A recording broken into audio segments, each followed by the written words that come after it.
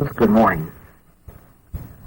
Over 40 years ago, a stockbroker from New York by the name of Bill Wilson entered Towns Hospital on what proved to be his last drunk. He was an alcoholic, and at this stage of his life, he was quite desperate. He spoke to his family doctor, a Dr. Silkworth, and said words at least to this effect. He said, "Doctor, we both know that I am not a weak-willed man. My will is as strong as anyone else's. But for some reason or other, I cannot handle alcohol, no matter how much I will to. We also both know this. All the lying, all the conning is over. I'm not trying to lie about anything. I'm not denying the fact that I have an alcohol problem. We both know that I desperately want to stop drinking. We also know this, that I have done to the best of my ability everything suggested. I have tried prayer, I have tried religion, I've tried psychiatry, I've tried medicine, I've tried it all, and I have tried honestly. And here I am in the hospital because of alcohol again."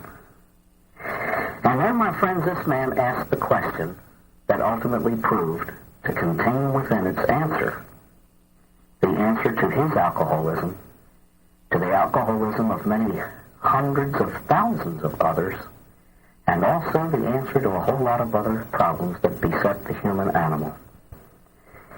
In his question, which came out of the desperation of a pained soul, out of that came this question: "I wonder, doctor, if I might not get sober by trying to help another alcoholic get sober." The goal was obvious. Self-preservation is the very first law of nature. But the means to sobriety was different than any ever suggested. The means was obvious: commitment to others. I wonder if I might not get well by trying to help somebody else get well. I think it has been ultimately proven since Bill Wilson that one cannot obtain happiness alone, that one's sense of identity, one's fulfillment, and one's happiness is intimately wrapped up in the giving of self to others. The conclusion's obvious. No man can be happy alone. It just can't be done. But anyway, let's get back to the question. I wonder if I might not get sober by trying to help another alcoholic get sober. And Dr. Silkworth, brilliant man that he was, said, "I don't know." To me, that's the mark of a truly educated man. A smart man is not one who knows what he knows. A moron knows what he knows. A smart man is one who knows what he doesn't know. And Dr. Silkworth was just as baffled by the problem of alcoholism as hundreds of thousands of professional people had been before and up to his time. And so, in answer to that simple question, he gave a simple answer: "I don't know." But then he must have added something like this: "Since nothing beats a trial but a failure, try." And so Bill Wilson, when he got over that drunk, he set out to try to help others. Meantime, he had gotten wrapped up in the Oxford movement, a religious movement of the day. And in talking to alcoholics, most of whom were end-of-the-liners like himself, he used these very sophisticated religious principles to try to help them get sober. All right, months went by, and in discouragement, he said to his wife one day, "I must have spoken to about 500 men and women with drinking problems like my own over the past 6 months, and they're all still drinking. I haven't helped a one of them." And his wife pointed out the obvious. And the simplicity and the brilliance of the fact that she stated stunned him into silence. She said, "Yes, but you haven't had a drink in 6 months." And he was startled because it was true. So he had learned two things. The means to his own sobriety, commitment to others, was perfectly valid because it was working. He also found out this, that the means he was using to get others sober, very sophisticated religious principles, was not valid. It wasn't working. It's not that religious principles are not good. It's just that he was using the right means at the wrong time. What he was doing was trying to pound nails with milk bottles, and the milk bottles were breaking. What he needed was a hammer, but he didn't know it yet. In other words, my friends, the very first thing he learned about alcoholism is that the alcoholic is spiritually sick. He is incapable, in the midst of his drinking, he is incapable of a true, proper relationship with God because his relationship with God has been all messed up by the years of his drinking. What he was trying to do, bluntly, was feed spiritual meat to infants and they couldn't digest it. Back to Dr. Silkworth he went, and he told him everything that had happened. And Silkworth said to him, "Well, Bill, I wonder if you're not using the wrong means. I just wonder if you're not using the wrong means." He said, "The next alcoholic you talk to, why don't you make an appeal that maybe you and he are suffering some kind of a sickness, an illness, a disease whereby you just can't drink like ordinary people?" And he said, "Okay, I'll give it a try." Bill subsequently went to Akron, Ohio on a business deal. It fell through. He was very discouraged, and he experienced the desire to drink. What else can an alcoholic in pain do except seek the drug that alleviates the pain and paradoxically creates more of its own? Now, please, listen to this carefully. Don't ever knock just plain physical sobriety, because Bill Wilson's brain and body had been free of the drug that had, practically speaking, paralyzed his activity for a great deal of his life anyway. He was now free of that drug, and his mind was clear enough to think this single thought: "Old buddy, you may have one drunk left, and you really don't want to go on it, do you?" And so, in fear and desperation, he ran down to the lobby of the hotel where he was staying and just pointed his finger on the, bulletin for churches. And his finger hit the name Tunks, an Episcopal priest, the Reverend Mr. Tunks, and he called him.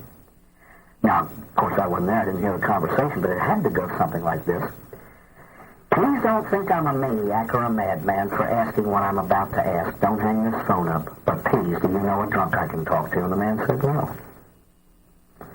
Bill said, "Do you know anybody that does? Preferably somebody from the Oxford movement."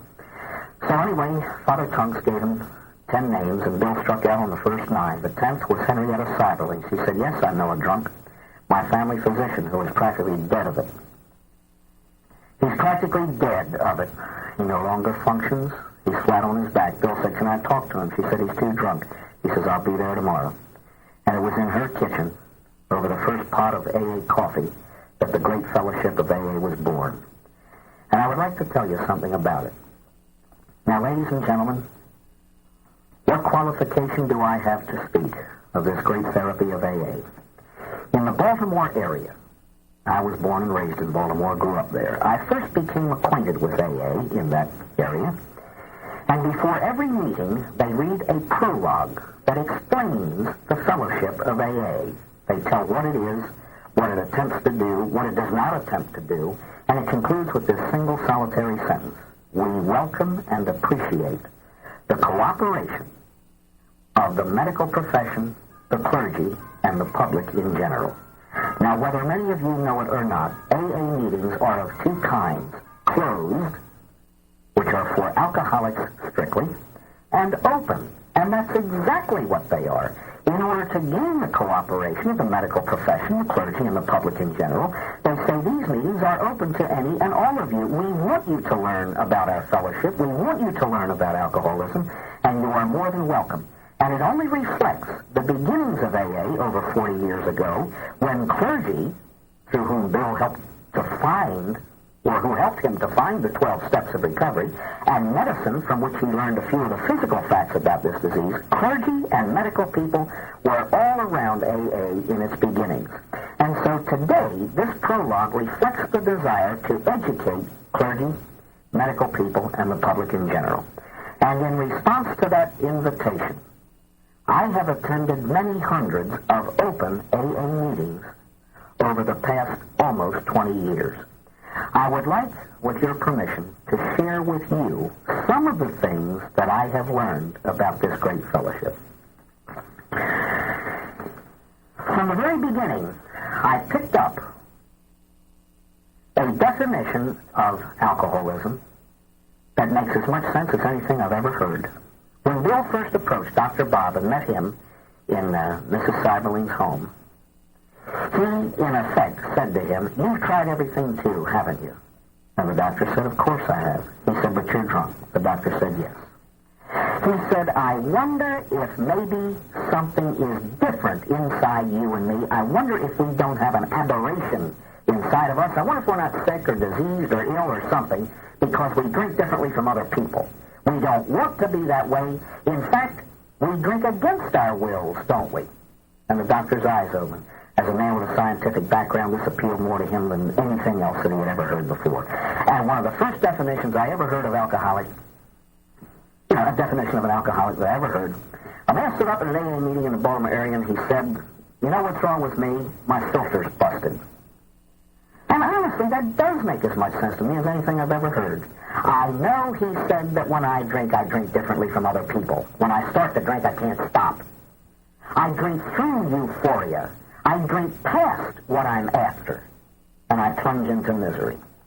And it makes as much sense as anything. Well, anyway, what Bill and Dr. Bob did was look at each other and say to each other, we have nothing else to give each other except the sum total of our lives. And so Bill shared a lifetime of drinking in 6 months of sobriety, and poor old Dr. Bob shared a lifetime of drinking in about 6 minutes of sobriety. But that was the first AA meeting in which alcoholics share with each other so that they can see the samenesses in their drinking, identification, and the differences, which don't make much difference in the long run. And so they found two basic things about their drinking. For the alcoholic, when he drinks alcohol, it handles him, he does not handle it, and number two, it causes problems. And they both concluded that if they could control their intake without problems, they could drink. Well, they knew they couldn't. And so they shared with each other, and they shared with each other. They found out that if one person drinks every day and another drinks only on weekends, if one drinks the hard stuff and another only drinks beer, if one has hangovers and the other doesn't, if one drinks in the morning and the other drinks at night, all of these things are relatively unimportant when you get down to the two basics. No matter what you drink, when you drink, with whom you drink, or how much you drink, just this. If when you drink you cannot control your intake, it handles you, you don't handle it. And if when you drink trouble results, you're in and we are together in this. And so they reached out to other alcoholics, and this is the way the whole thing was born. So, you go to a typical open AA meeting, and you hear people speak of the therapy that saved their lives. What these two men did, they reached out to the religious leaders of the day, they reached out to anybody and everybody, and they said, please help us. The name of the game of life, one human being reaching for the hand of another. Please help us. They accepted, listened to, and tried to keep every resolution and every suggestion handed to them. They kept what worked and threw out what didn't. They kept what worked and threw out what didn't. And that is why, ladies and gentlemen, this thing is the most pragmatic, practical solution to human problems on the face of the earth. It is not a theory. It is not theoretical. I wonder, or just suppose, if we did this, this might, or this could, or this should result. No such a thing. AA therapy is the only one on earth that dares to put itself in the past tense. AA people say very bluntly, we have done these things, they work. I personally have a theory about theories. If a theory is valid, it'll work. Don't talk me to death, show me. You know, you can have a theory about baking pies. You get the best ingredients from around the world, you use Revere ware, you bake it in a microwave oven, but good heavens, if the pie makes you puke, it's no good. No matter what your theory is. But we know for a fact, if people do all 12 of these steps, all other things being equal, they will get sober, they will stay sober. That's not a threat, it's a promise. And please believe this. These two men were not interested in writing a handbook of monastic spirituality. They were interested in finding principles that were going to enable them to survive. And so, what are they? Step one, we admitted we were powerless over alcohol, that our lives had become unmanageable. The simplicity of acknowledging one's illness, it's so simple nobody can prove it. If you want to get well, you have to acknowledge you're sick.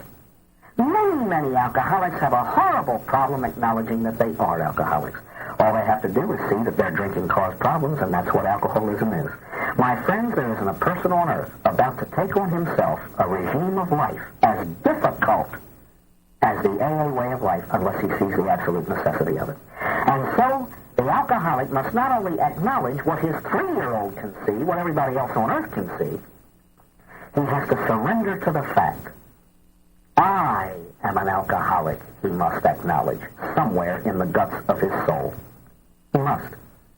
The term is absolute, powerless, because if on the back burners of his mind the alcoholic even faintly thinks he can drink again, he will.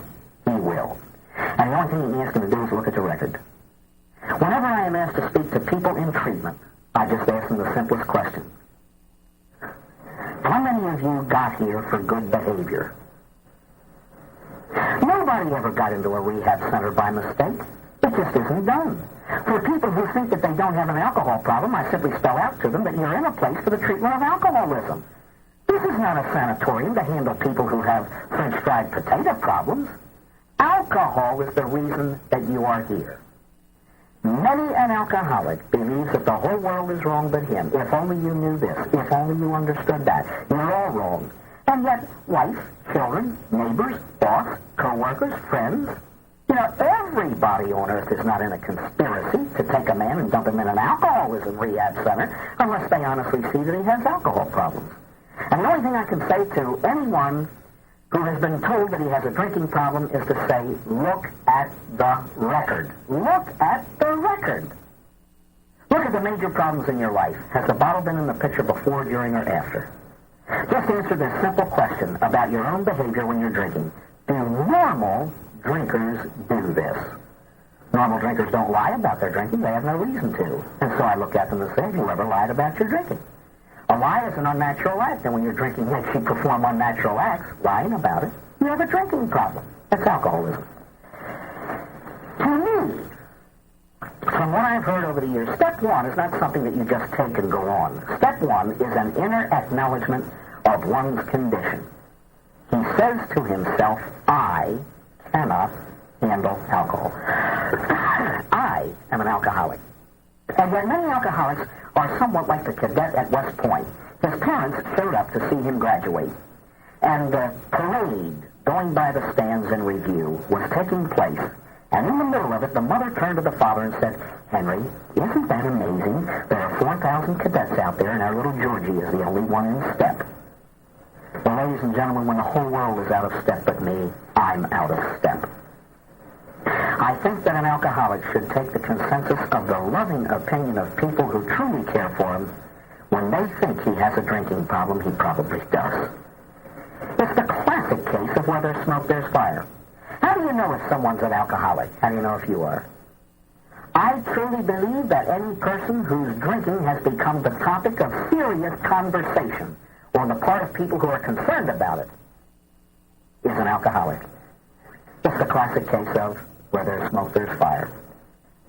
An alcoholic is a woman who called me on the phone about 3 years ago, spoke for 20 minutes telling me who she was and what she was, and then she came to the magic subject, alcohol. She told me what she drank, when she drank, with whom she drank, etc., etc., etc. And the only thing I'm doing is saying, wondering, what's your point, lady? She finally made a flat statement, I am not an alcoholic. I said, congratulations, that's wonderful to hear. She said, what do you think?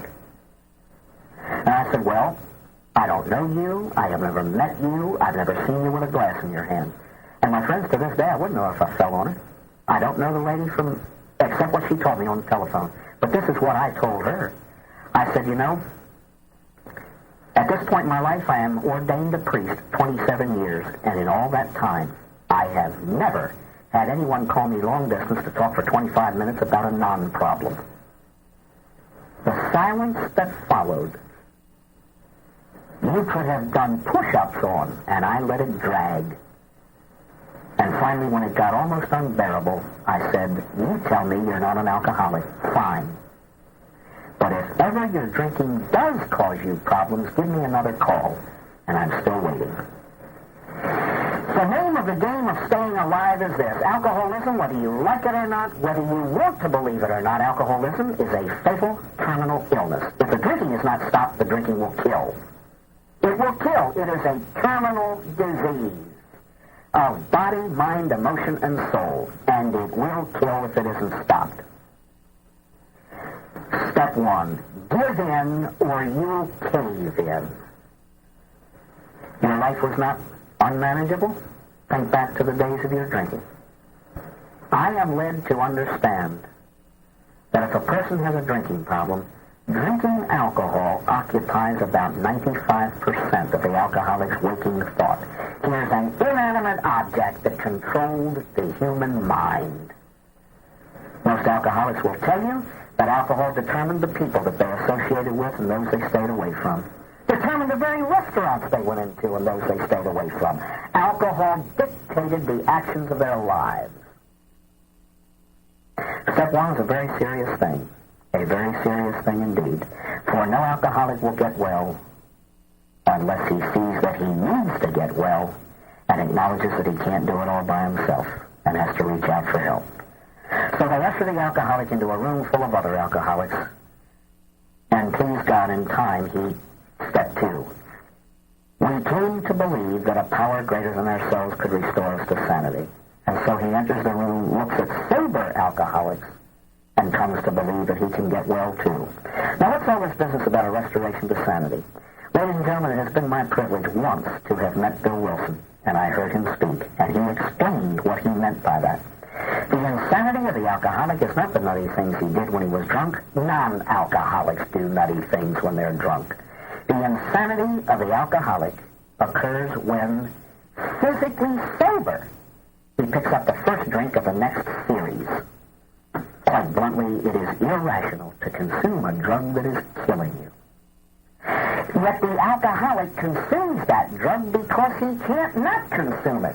How then does he come to believe that something will enter his life to prevent him from drinking? He comes to that knowledge, he comes to that belief by seeing it. I heard a man say that he entered a room full of alcoholics at his very first closed meeting. He said there were about 20-some people there, and every one of them said, I am an alcoholic, I'm sober 22 years. I am an alcoholic, I'm sober 8, 9, 14, 6. Down the line, he said, do you mean to tell me that the power to not drink is not in you? They said, no. He said, well, where'd you get the power to not drink? They said, outside of us. If it ain't in, it's out. Oh. So he had to come to believe, since he had already acknowledged that he was powerless, that he had to get the power somewhere else. Now, I don't know how much simpler that can be. If it's not in, it's out. And if it's out, you have to reach for it. A power greater than self. Many people have a whole lot of trouble with the notion of God. In fact, many people have a whole lot of trouble believing that there's anything greater than self. Well, the only thing I can tell any poor, sick, suffering alcoholic is to buy a mirror and look at it. And if within the space of about 3 to 4 seconds, you can't come to a realization that somewhere, someplace, there's got to be something bigger than what you're looking at, you've got to be sick. Good heavens, we depend on Cronkite for the news. We depend on the milkman for milk. We depend on the supermarket for food. Why should I have trouble believing that there's anything bigger than me, in any sense of the word, bigger? I've heard this in AA circles, and it kind of turns me off. Somebody says, well, if you don't have a higher power, try that coffee cup over there. Well, good heavens. The coffee cup's an inanimate object. It's beneath and lower than, not a power greater than, any human being. I don't know why, but the people who always suggest to others that they take a coffee cup as a sponsor never get up at their own anniversaries and say, meet my sponsor, and hold up some dumb coffee cup. Ladies and gentlemen, please believe this, please. If you could get sober through a coffee cup, you wouldn't need other human beings. I once heard a man say, I do not belong to Coffee Cups Anonymous, I belong to Alcoholics Anonymous. People get people sober. Now, how do we reconcile all this fear of a higher power and getting well? I always suggest that if you don't believe in a God of your own understanding, at least choose the power of the group. The group is bigger than you, and that's why the same guy who recommends a coffee cup in the next breath will keep saying, come back to meetings, come back to meetings, back to meetings. If you didn't need people, you could stay at home if you have a coffee cup there. Come to meetings because that's what people are. And one of the most lovely, beautiful slogans in AA is, we can do what I can't. Strength in numbers. Take a string, a little kid can break it, and you take 1,000 strings, wrap them all together, and you can build a hawser that'll pull a carrier. That's what AA is all about. The power of the example of sober people exerting itself on those who want to be sober. And so if you come to enough meetings, you will come to believe that you can be restored to sanity because you're looking at other people who have been restored. Step 3, we made a decision to turn our will and our lives over to the care of God as we understood Him.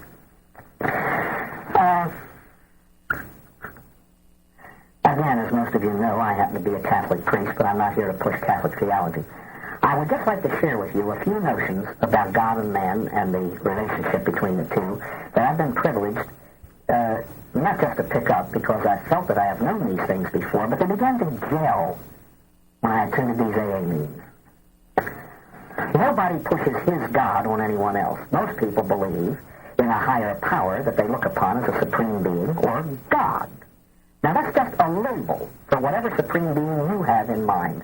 But just as a common denominator, as a word that we can all use and understand, let's take God as each understands Him. It is my belief that in all God-man relationships, God does two things. He provides us the power or the strength to do what needs doing, and then He gives us the means to exercise that power. He gives the power, but we exercise it. You've heard the term virtue before all through your life. The virtues. Virtues are nothing more than spiritual muscles. And like any muscle, it has to be exercised in order to remain strong. All right. In other words, God does not just make us sober. We don't have any right to the miraculous. God gives us natural means to the end. I'm sure that He could fill your belly at supper time, but I believe He wants you to eat. I do believe that He wants you to eat. Okay. What's the role that God plays in sobriety? I think He gives the sick alcoholic the power, the strength, to not drink. But it is the alcoholic that has to exercise that strength by doing certain things. What are they? The rest of these steps. The rest of these steps. I've heard some people at AA meetings say, well, I'm not afraid of drinking again, but my life is getting a little unmanageable. I think I'll get out of the driver's seat and have God take over. Don't do that. You'll have a wreck. God no more comes down and drives your life like He would a car than He would come down, get breakfast for you, or pay the rent. He just doesn't do those things. You know what God gives drivers? He gives them maps. But we have to follow the map. I drive my car. I drive it under the guidance of God by following the road signs and so on, and the maps. But you know what most of us do? We take maps and shove them in the glove compartment. And I wonder why we get lost. And I say, hey, dummy, take the map out and look at it. And if you want to get sober, you take the guidelines that these two men discovered through other human beings as the great truths that God put on earth for us to live by. Step 1, I can't handle it. Step 2, God can. Step 3, I think I'll get in touch. Now, what I have to do after making the decision to turn my will and my life over to the care of God as I understand Him, having made the decision, now I have to spend every day trying to do it. What is the will of God for the alcoholic? To get sober and stay that way. How? By completing the program. What did these two men discover with all the attempts they had made to get sober? They had turned to God, they had prayed, and they got sober. But they always got drunk again. They always got drunk again. The idea now is to get sober and stay that way. The first 3 steps get you sober. The rest of them keep you that way. What is it that we have to do to stay sober? The big book, and I've read it and most of AA literature. The big book says, half measures availed us nothing. I've listened to the winners in these AA meetings. I've listened to the men and women whose sobriety I have appreciated. And every one of them has said this: you can or you may get sober on 2 steps, but you will on 12. Because by doing all 12 steps, you renovate the whole human being. You make the 180-degree turn. You do it all. They found out if they did 9/10, it wasn't enough. And so they set out to do everything.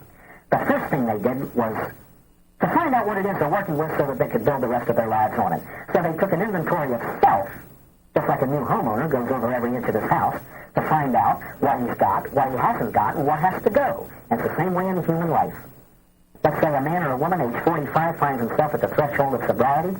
He finds that if he takes an inventory of himself, step 4, made a fearless and searching moral inventory of ourselves, step 5, admitted to God, to ourselves, and another human being the exact nature of our wrongs. They found out that if they took an inventory of their own lives, their very own selves, they found out what they had, what they didn't have, and what had to go. Now, ladies and gentlemen, please watch this. You will notice the steps coming in pairs now. 4 and 5 go together. 6 and 7 go together. 8 and 9 go together.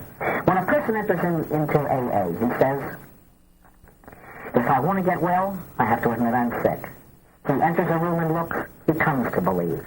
He makes a decision to turn his life over to God, he spends the rest of his life doing it. He takes an inventory, he makes it known. He becomes ready to have his defects of character removed, he asks God to do it. He makes a list and gets ready to make amends, and then he does it. Prepare and then execute. The alcoholic, before sobriety, is characterized by lots of pep and no judgment. Lots of pep and no judgment. Many of you have heard me tell the story of the Alitalia airplane that took off from New York headed for Rome, and right halfway over the Atlantic Ocean, the PA system came on, and the pilot said, "Hello." I said, "Do you see your pilot?" He said, "I've got two announcements to make. One's a good news and one's a bad news. The bad news is first. Announcement number 1, we lost. But the good news, announcement number 2, we're making a damn good time." Perfect picture of the alcoholic. He hasn't the foggiest notion where he's going, but he's getting there quick. Once you get well and once you get the fog out of the brain, you get the drug out of the system, the intellect is now clear. It takes its rightful place over the emotions. E over I plus AA equals I over E. Intellect over emotions again. Now the alcoholic is expected to use it. Prepare and then execute. Prepare and then execute. Because that's the way normal, mature people act. And so he takes an inventory and then he makes it known. He gets everything set in his mind before he goes about rectifying things. What does the inventory show? It shows what the alcoholic has got. And ladies and gentlemen, when AA says that it demands honesty, it doesn't just mean honesty about the fact of one's drinking. It means honesty in every aspect of life. I hate the phony humility of people who deny what God has given them. Oh, I'm not a very good singer. Or a fellow at an AA meeting. I'll never forget this as long as I live, and it was a disappointment to hear. I was at an open AA meeting in Baltimore many years ago. It was on a Sunday night. A man got up and he said, this is a quote. He said, when I was drinking, I was a drunken son of a bitch. And he said, now at the end of 14 years sobriety, he said, well, I don't have much to show for it, except that I'm sober. Now people call me a sober son of a bitch. Everybody laughed. And I'll tell you the truth, I didn't see anything funny in that at all. Yes, at the end of 14 solid years of living this magnificent program, the only thing you can show me is just that you're not consuming alcohol.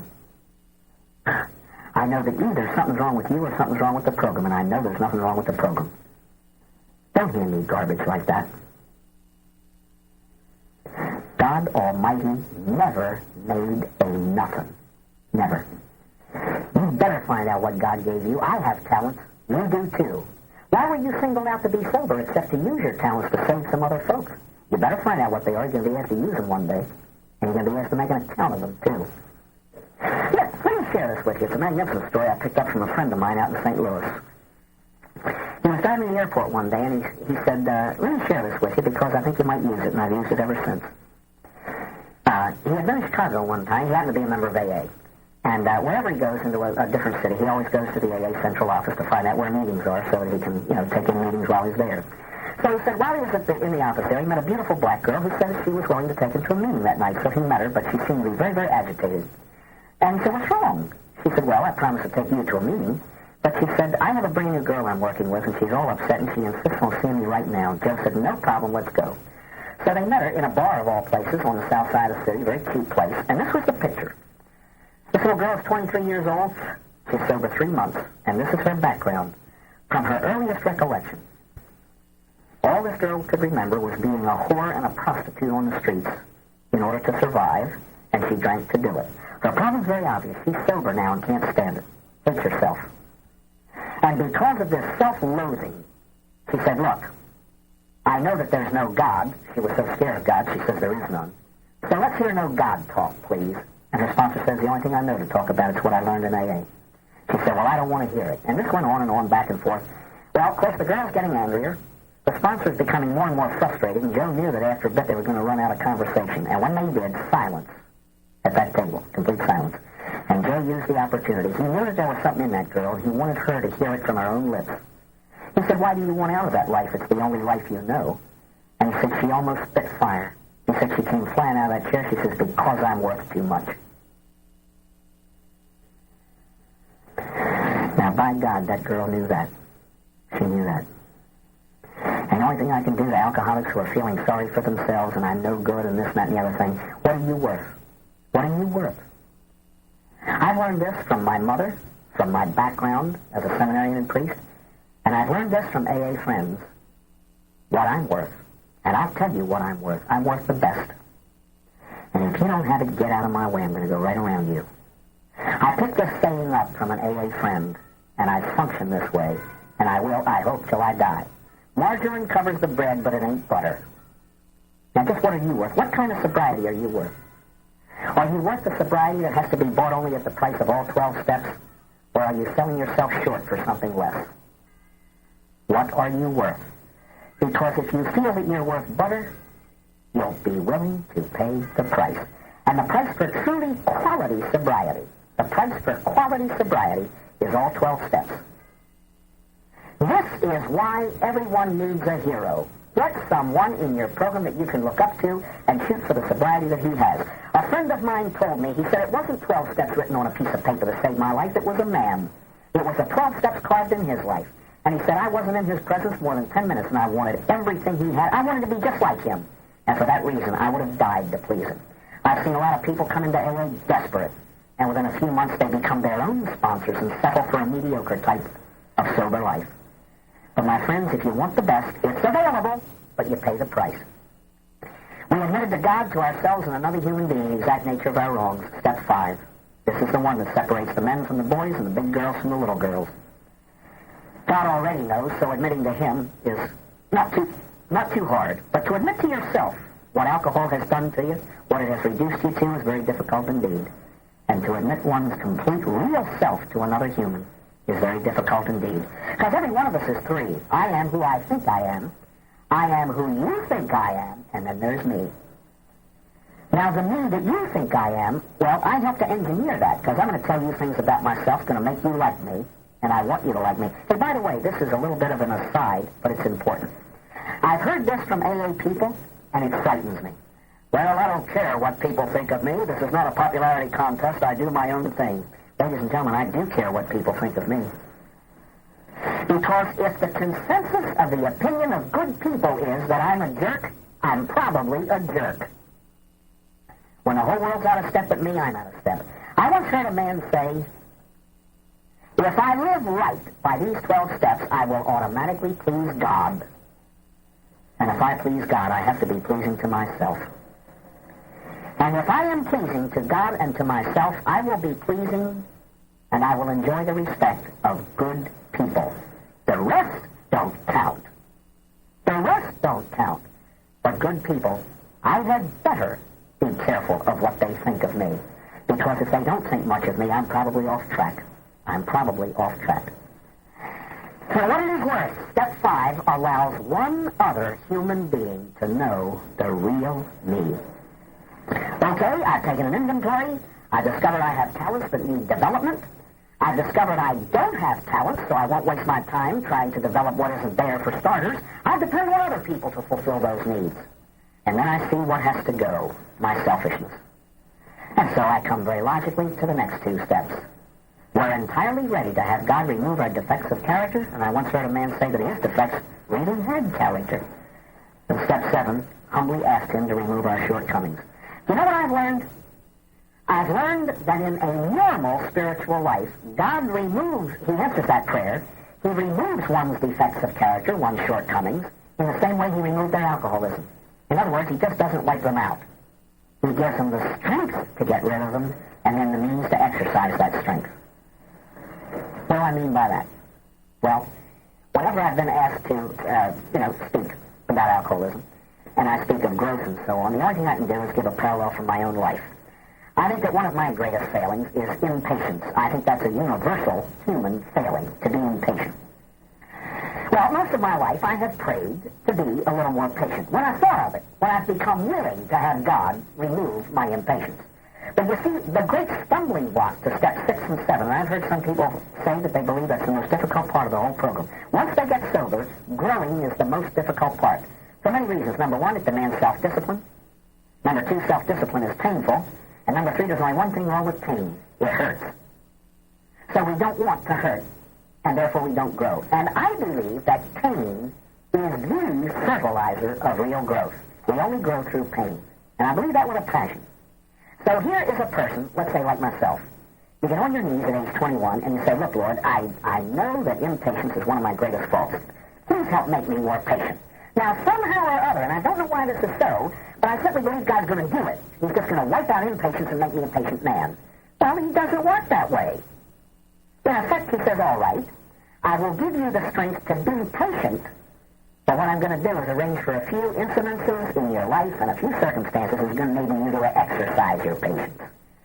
And I usually fail to see them when they happen. I've never been to an AA meeting, and let's say starting time is about 8:30, and here's a fellow who comes busting in about 8:27. He says, holy smoke, what a day. Boy, do I need a meeting. I just went through the worst day of my life. I had a flat on my way to work.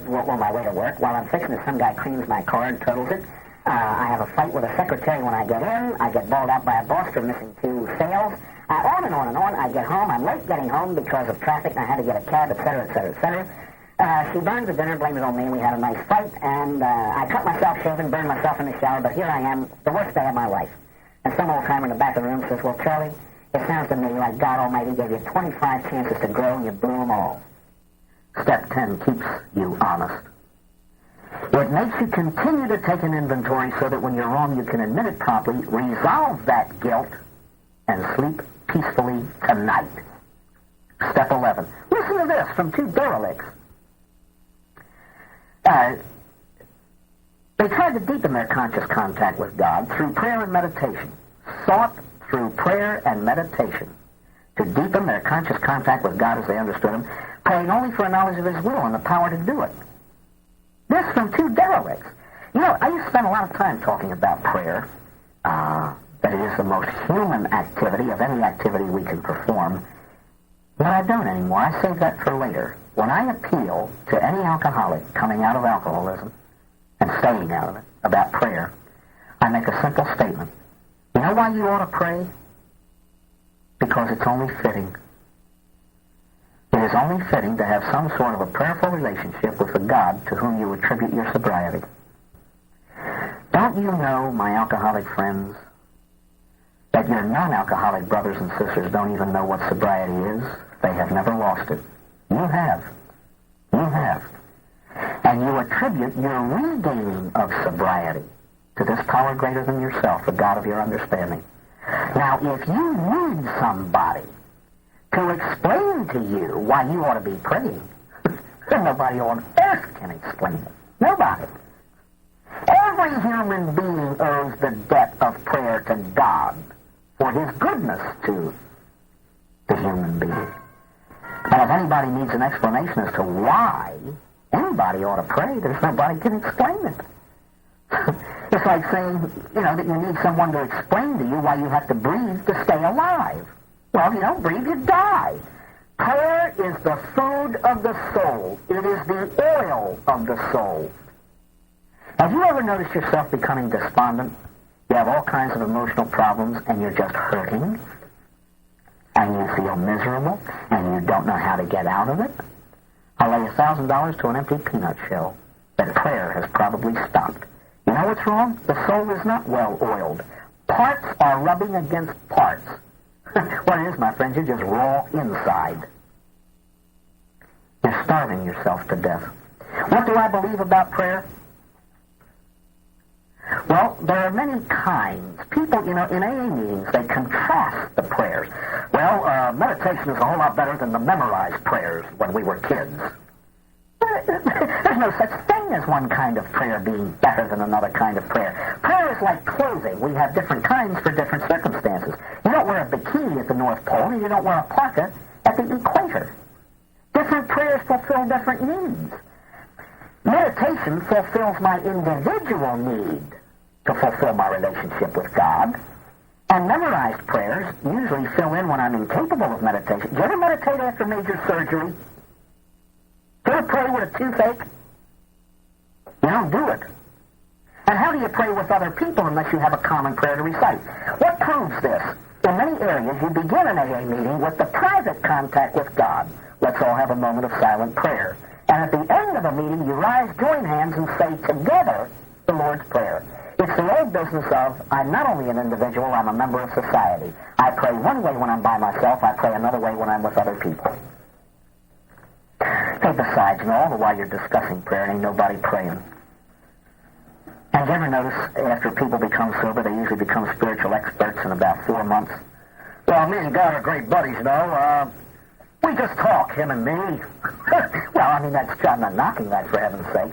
But I truly believe that very often we kind of half-talk God to death. Do you ever wonder what a Sunday morning's like up in heaven? And you see the dear Lord looking for a closet screaming, good heavens, here they come again, Sometimes we just verbalize them to death. There are many different kinds of prayer. I will make one statement about prayer. It is not volume that counts. It's like meetings. Consistency counts. It isn't the volume of meetings, it's the regularity or the consistency of them. The same way with prayer. It's not volume, it's consistency. Just pray regularly. Feed yourself regularly. I would suggest a minute a day. 1 minute a day. Is that too much? When you wake up in the morning, can't you offer God this day? He gave it to you. He gave it to you. Can't you wake up and say it's yours? Doesn't take much time, does it? You can make an offering of yourself to God while you're putting your socks on.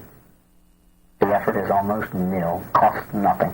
It costs nothing to try to repay with an act of gratitude the good God who gave you the very day which you are living.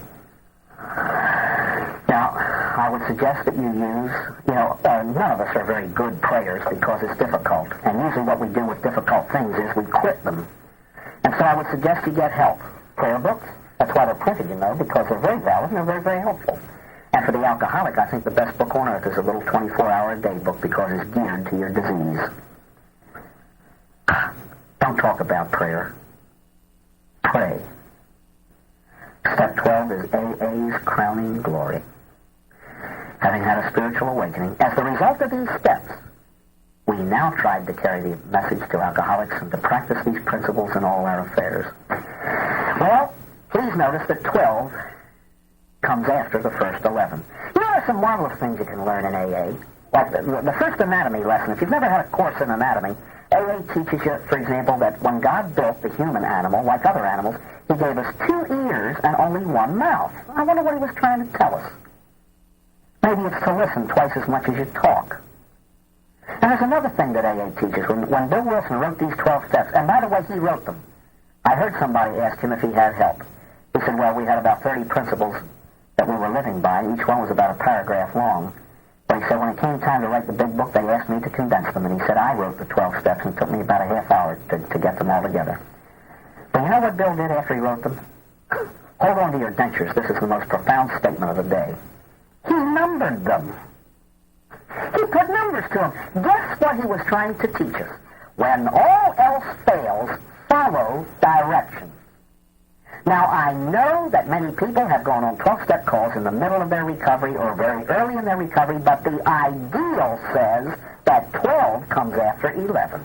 Having had a spiritual awakening, we then tried to carry it. Now, please, how about this beauty about 12-step work?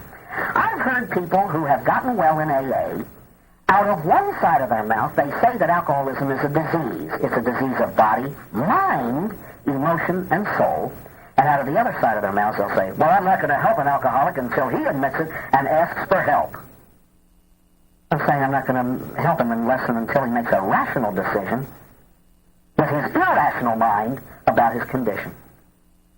Well, I'll tell you, friends, I have looked at many a copy of AA's big book. I have seen lists of the 12 steps printed in many and many a meeting room around the United States, and never once have I ever seen this. We tried to carry the message to alcoholics who picked up the telephone, called the central office, and asked us to. Don't you know how AA began? Don't you know how AA began? Dr. Bob did not call Bill Wilson. Bill called him. Bill called him. The sober alcoholic looked up the suffering alcoholic. Don't you know what your fifth tradition says? The group has as its one primary purpose, to carry the message to the alcoholic who still suffers. Now, do you know what's behind AA? Bill Wilson was the man who dreamed the impossible dream, and he fought the unbeatable foe. He bore with unbearable sorrow and ran where the brave dared not go. But But he knew if he'd only be true to his glorious quest that his heart would lie peaceful and calm when laid to its rest. And the world has been better for this, that one single solitary man, scorned and covered with scars, still strove with his last ounce of courage. He reached the unreachable star. He held within his arms, the arms of his heart, this blinding jewel that men and women had been looking for centuries, sobriety. But he had done it the hard way. He had done it through all the previous 11 steps. But by living these principles, he had become a full human being, free at last. No longer a slave to alcohol, no longer shackled by addiction, a free man made in the image of God. And what he did was act like God. He shared what was his. You know, theologians and philosophers, when asked, why, if God is explanatory of his own happiness, if he can supply his own happiness, why did he create? And nobody knows. God knows, and he won't tell. The only thing the theologians say is this: goodness tends to diffuse itself. In the image of God, Bill Wilson acted like God, and he diffused the goodness that was in his heart, and he shared his sobriety. He shared it, and that's the name of the game. You know what the 12th step is? It is gratitude in action. You don't have to feel grateful, you have to be grateful. Share. I've heard people talk and talk and talk and talk and talk about how grateful they are, and you have a god-awful time getting them to go on a 12-step call.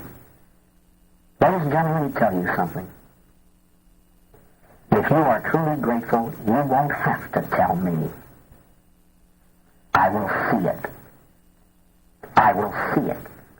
Because step 12 is nothing more than putting your money where your big fat mouth is. Walk the walk.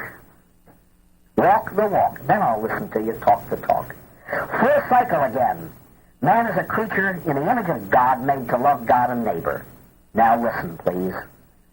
I wonder if I might not get sober by trying to help another drunk get sober. That's the way Bill started this whole thing, with that question. 40-odd years later, the number of people helped by that principle numbers well over 1 million. Unbelievable. You know how powerful AA is? The 12 steps of its therapy are so potent and so valid that they are used for other human ailments. NA, Narcotics Anonymous. GA, Gamblers Anonymous. OA, Overeaters Anonymous. EA, Emotions Anonymous. Most emotional behavior is irrational, and these 12 steps help to alleviate some of those conditions. My friends, in the AA community, those of you who ought to be in the AA community, and those of you who are not even in it, these 12 steps are the most powerful principles that God has given us to live by. I hope to that same good God that those of you who have found these steps will enjoy the serenity that they will buy you. For if you live them, you cannot help but enjoy a serenity of soul available no other way. They have helped me in my life, and they have given me a bond uniting me to you that no one and nothing else could give. Please know that I pray for you that these steps might mean to you what they have meant to me. I have grown to love them, and I want you to know that you are frequently in my thoughts, often in my prayers, and always in my heart. Thank you for listening to me.